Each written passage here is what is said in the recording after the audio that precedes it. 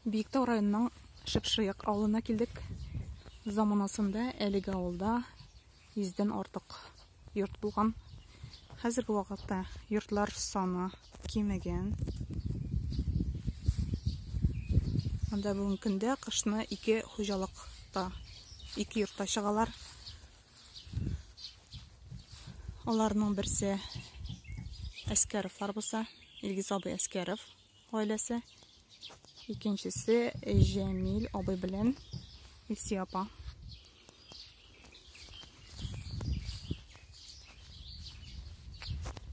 Заманасында менә бу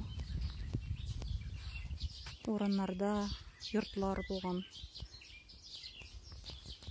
Хәзерге вакытта менә үзегез күреп торасыз. Үлән баскан бер нинди нигезләрнең әсәре дә калмаган.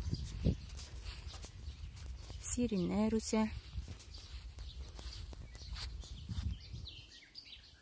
Кошлар сайрый.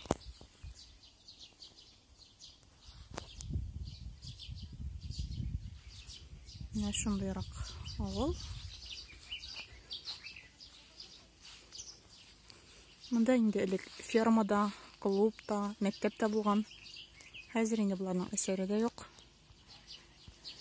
Ләкин әле кешеләр үзләренең туган нигезләрен онытмыйлар.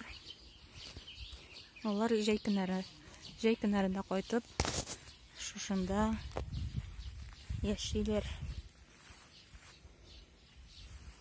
Авылның табигате искиткеч.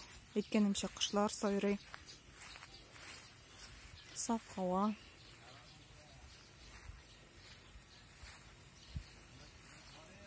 Инде дә бер тынлык. Күңелгә рәхәт монда.